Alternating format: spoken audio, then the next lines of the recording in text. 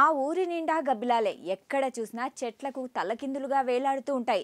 అలా లక్షలాది గబ్బిలాలు ఆ గ్రామంలో కనిపిస్తాయి. ఇక ఊర్లని జనం వాటిని నిత్యం ఆరాధిస్తారు, పూజలు చేస్తారు, నైవేద్యాలు పెడతారు. వాటికి ఏం కాకుండా సంరక్షిస్తారు. గ్రామస్తులు తమ ఇళ్లలో ఏ శుభకార్యం జరిగినా ముందుగా గబ్బిలాలకు సాంప్రదాయ నైవేద్యం పెడతారు. ఎందుకంటే ఆ గ్రామం గబ్బిలాన్ని గ్రామ దేవతగా పూజిస్తుంది. 500 ఏళ్లుగా ఈ సాంప్రదాయం కొనసాగుతుంది. అయితే ఈ సాంప్రదాయం వెనుక బలమైన పురాణ గాథే ఉంది. ఇంతకీ ఆ ఊరు ఏంటి? అందరూ గబ్బిలాన్ని అశుభంగా భావిస్తే ఆ గ్రామంలో మాత్రం ఆరాధ్య దైవంగా ఎలా మారింది? Let's watch. గబ్బిలాలను పూజించే వింత గ్రామం బీహార్లోని వైశాలి జిల్లాలో ఉంది. ముజఫర్పూర్ జిల్లాలోని సర్సాయి గ్రామంలో ప్రజలు గబ్బిలాలను పూజిస్తారు. గబ్బిలాలు నివసించే చోట డబ్బుకు లోటు ఉండదని సర్సారి గ్రామ ప్రజలు నమ్ముతారు. అందుకే ఈ గ్రామానికి బదూర్ ఛప్రా అని పిలుస్తారు. బదూర్ అంటే గబ్బిలం. ఈ గబ్బిలాలను ఎవరైనా ఇబ్బంది పెట్టినా లేదా వేటాడినా మొత్తం గ్రామానికి ఆపద వస్తుందని ఇక్కడి ప్రజలు నమ్ముతారు.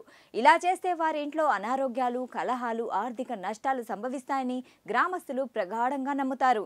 అయితే ఈ సర్సాయి గ్రామానికి గబ్బిలాలు ఎక్కడి నుంచి వచ్చాయి ఇప్పటికీ తెలియదని విషయం.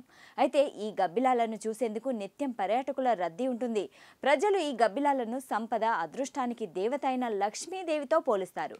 ఈ గబ్బిలాలు సర్సాయి గ్రామం మధ్యలో ఉన్న పురాతన సరస్సు సమీపంలోని అరళి చెట్టుతో సహా వివిధ చెట్లలో నివసిస్తాయి. ఈ సరస్సును 1402 బీసీలో అప్పటి స్థానిక రాజు నిర్మించాడని చెబుతారు. ఈ సరస్సుకు ఆనుకొని ఉన్న 50 ఎకరాల విస్తీర్ణంలో అనేక దేవాలయాలు ఉన్నాయి. అయితే ఈ గబ్బిలాలకు సాంప్రదాయ నైవేద్యం లేకుండా ఏ శుభకార్యము పూర్తి కాదు. అయితే దీని వెనక ఒక కథ ప్రచారంలో ఉంది.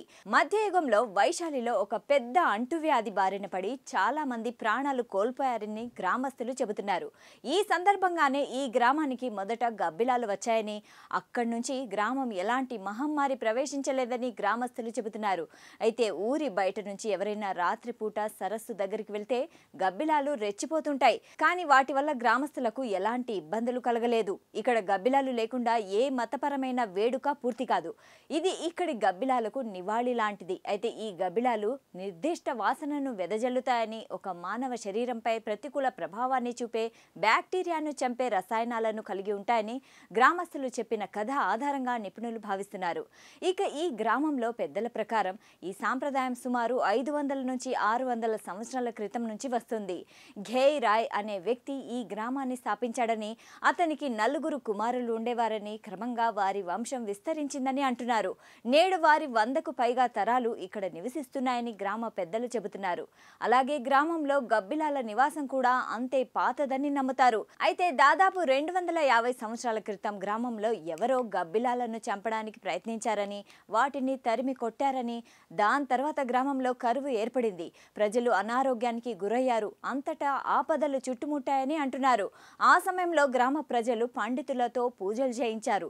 గబ్బిలాలు వెళ్లిన ప్రదేశానికి వెళ్లి ప్రార్థనలు చేశారు. పూజలు, విన్నపాలు చేసిన తర్వాత గబ్బిలాలు తిరిగి గ్రామానికి వచ్చాయి. అప్పటి నుంచి గ్రామస్తులు వాటిని దేవత హోదా ఇచ్చారు. ఇప్పటికీ వాటిని పూజిస్తారు. ప్రస్తుతం ఈ గ్రామంలో దాదాపు 40 నుంచి 50 వేల గబ్బిలాలున్నాయి. అవి పగటిపూట చెట్టుపై విశ్రాంతి తీసుకుంటాయి. సాయంత్రం ఆహారం కోసం ఎగిరిపోతాయి. ఉదయం మళ్లీ తిరిగి వస్తాయి.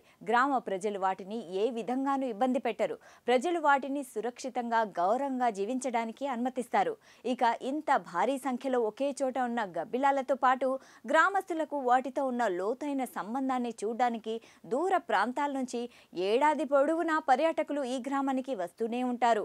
మరోవైపు పరిశోధకులు కూడా గబ్బిలాలకు ఈ గ్రామానికి ఉన్న అనుబంధాన్ని తెలుసుకోవడానికి వస్తూ ఉంటారు.